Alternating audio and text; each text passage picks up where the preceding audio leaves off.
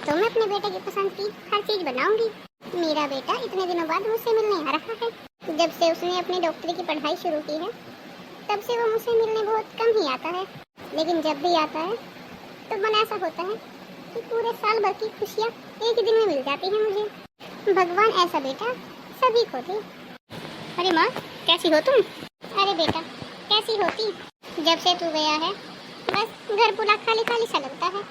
तेरे बिना इस घर में मन नहीं लगता बेटा, लेकिन मैं भी क्या कर सकती हूँ। मुझे भी तो पता है कि ये तेरी मजबूरी है, वरना मैंने तुझे ऐसे संस्कार तो नहीं दिए कि तू अपनी माँ को एक दिन भी अकेला छोड़ दे। हाँ माँ, ये बात तो बिल्कुल ठीक कही आपने। अच्छा बेटा, तू बैठकर हाथ मुँह धो ले, मैं तेरे लिए खाना लगाती हूँ। ठीक है, खाना तो मैं खा लूँगा, लेकिन माँ मुझे आपसे कुछ जरूरी बात करनी है। क्या बात है बेटा? ऐसी क्या जरूरी बात है जो तुम मुझसे खाना खाने से पहले ही बात करना चाहता है? हाँ माँ, बात ही कुछ ऐसी है कि मुझे बात करनी जरूरी है, फिर क्या पता मैं खाना खा भी पाऊँ या नहीं। क्या बात है बेटा? तू कुछ परेशान लग रहा है। अब मैं तुम्हें क्या ही बताऊँ माँ, बात ही कुछ ऐसी है, तुम्हें बताना भी चाहता हूँ और बता भी नहीं पा रहा हूँ। अरे बेटा, मैं तेरी माँ हूँ तो मुझसे कुछ मत छुपा, जो तुझे बोलना है साफ साफ बोल। माँ, मैं डॉक्टरी की पढ़ाई करने के लिए अमेरिका जाना चाहता हूँ। हाँ? क्या? अमेरिका? बेटा, लेकिन मैं तेरे बिना यहाँ अकेली क्या करूँगी? तू जब 6 महीने में आता है तब भी मुझसे नहीं रहा जाता, और फिर अमेरिका जाने के बाद तो तू 1-2 साल के बाद ही आएगा। बेटा, तब तक मैं तेरे बिना रहूँगी कैसे? मेरा तो वैसे ही दिल नहीं लगता यहाँ पर, जबकि तू हमारे देश में ही रहता है। लेकिन अगर तू विदेश चला जाएगा तो बेटा मैं तो तेरे बिना मर ही जाऊँगी। माँ, मैं कर भी क्या सकता हूँ? तुम्हें पता है ना कि आजकल की पढ़ाई कितनी ज़्यादा हो गई है। आजकल हर जगह कंपटीशन चल रहा है, और माँ मैं पढ़ाई के लिए विदेश जाना चाहता हूँ, अमेरिका जाना चाहता हूँ। लेकिन बेटा, तू मेरे बारे में भी तो सोच। माँ, मैंने आज तक सबके बारे में सोचा है, आपके बारे में ही तो सोचा है, लेकिन अब आप मेरे बारे में सोचिए। मेरे करियर का सवाल है, मेरी पढ़ाई का सवाल है। हर माँ बाप यही चाहते हैं कि उनका बेटा पढ़ लिख करके अच्छा कुछ ऑफिसर बन जाए, कोई बड़ा काम करे। और जब मैं बड़ा काम करने जा रहा हूँ, डॉक्टर बनने जा रहा हूँ, तो आप मेरी रुकावट बन रही हो। ठीक है बेटा, मैं तेरे रास्ते में रुकावट नहीं बनूंगी, लेकिन बेटा मुझे इतना तो बता दे कि तब तक मैं रहूंगी कहाँ? मेरे पास तो कोई दूसरा ठिकाना भी नहीं है। तुझे तो पता है तेरे पापा से शादी होने के बाद सब रिश्तेदारों ने हमसे मुंह मोड़ लिया था। हमारा तो कोई रिश्तेदार भी नहीं है जिसके यहाँ मैं जाकर 1-2 साल के लिए रह सकूं। अरे मम्मी, तुम चिंता क्यों करती हो? मैंने उसका भी बंदोबस्त कर दिया है। बंदोबस्त कर दिया है? लेकिन कहाँ?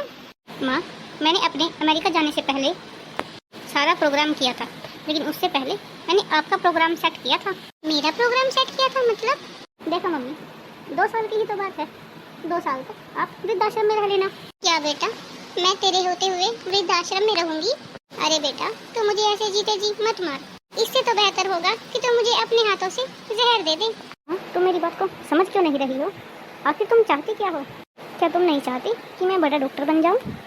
क्या तुम नहीं चाहती कि मैं कुछ अच्छा नाम कमाऊं? ठीक है बेटा, जैसी तेरी मर्जी। अगर तू चाहता है कि मैं वृद्धाश्रम में रहूं तो ठीक है बेटा, तू मुझे वृद्धाश्रम में छोड़ दे। लेकिन बेटा ऐसी बातें मत बोल मुझे। ठीक है माँ, तुम तैयार है ना? मैं थोड़ी देर बाद आता हूँ, फिर तुम्हें वृद्धाश्रम लेकर चलूँगा। हेलो सर, ये है मेरी माँ। ओके, तो आप इन्हें वृद्धाश्रम छोड़कर जा रहे हैं? जी सर, बस कुछ ही दिनों की बात है, फिर मैं इन्हें वापस लेने आ जाऊँगा। ठीक है, आप इनका फॉर्म फिल कर दीजिए और थोड़ा सा अमाउंट भी जमा करवा दीजिएगा। अरे आप उसकी चिंता मत कीजिए, मैं आपको चेक देकर जा रहा हूँ, और नेक्स्ट ईयर भी मैं आपके लिए एक चेक भिजवा दूँगा। Okay, thank you sir. माँ, तुम यहाँ आराम से रहना, तुम्हें कोई दिक्कत नहीं होगी यहाँ, और अगर कोई दिक्कत हो तो तुम मुझे मैनेजर से फ़ोन करवा देना। हाँ बिल्कुल, उसकी कोई चिंता की बात नहीं है। जब भी आपको आपके बेटे से फ़ोन पर बात करने का मन करे तो आप यहाँ आ जाना, मैं आपकी बात करवा दूँगा। अरे बहन जी, एक बात बताओ, तुम्हारा बेटा तुम्हें वृद्धाश्रम में छोड़कर चला गया और तुम्हें इस बात का जरा भी दुख नहीं है? जब हमारा बेटा हमें यहाँ छोड़कर गया था तो कई दिनों तक हमने तो ना ही खाना खाया था और ना ही पानी पिया था। अरे बहन, मैं तो तुम्हें बस क्या ही बताऊँ, मेरी बेटी ने तो मजबूरी में मुझे छोड़ा है। उसकी वाइफ कहती थी कि जब तक तुम अपनी माँ को अपने साथ रखोगे मैं तुम्हारे साथ नहीं रहूँगी। और फिर मेरे बेटे ने अपनी बीवी को सुना और मुझे यहाँ वृद्धाश्रम में छोड़ गया। अरे नहीं नहीं, ऐसी कोई बात नहीं है। मैं यहाँ अपनी मर्जी से ही तो आई हूँ। और वैसे भी मेरा बेटा मुझे हमेशा के लिए वृद्धाश्रम में नहीं छोड़ कर गया है। वो तो उसे पढ़ाई के लिए अमेरिका जाना था। उसे बहुत बड़ा डॉक्टर जो बनना है। और यहाँ मेरी कोई देखभाल के लिए भी नहीं था। हमारे इस शहर में कोई रिश्तेदार भी नहीं है जिसके यहाँ मैं रह सकूँ। इसीलिए वो मुझे यहाँ छोड़ कर गया है और मेरे लिए बहुत सारे पैसे भी देकर गया है। मेरे बेटे ने मुझसे कहा है कि अगर उसे किसी भी चीज़ की ज़रूरत हो तो वो मुझे फ़ोन करवा दे। मेरा बेटा मेरी हर ज़रूरत की चीज़ मुझे यहीं पर देकर जाएगा। अब तुम ही बताओ, मेरा बेटा पढ़ाई करने के लिए ही तो विदेश जा रहा है ना। और फिर मैं अपने घर पर अकेली रह जाती। इसलिए मैंने सोचा क्यों ना मैं यहाँ आ जाती हूँ। मेरे जैसे बहुत लोग रहते हैं यहाँ पर। मेरा उनके साथ मन लग जाएगा और समय का तो पता भी नहीं चलेगा कि 1-1.5 साल कितनी जल्दी बीत गया। अरे बहन, आजकल की औलाद का कुछ पता नहीं है। अरे नहीं नहीं बहन जी, मेरा बेटा ऐसा नहीं है और ना ही ऐसे संस्कार है उसमें। वो तो बहुत ही नेक दिल लड़का है, मुझसे बहुत प्यार करता है। देख लेना आप सब, जब उसकी पढ़ाई पूरी हो जाएगी और उसके 2 साल पूरे हो जाएंगे तो वो मुझे लेने जरूर आएगा।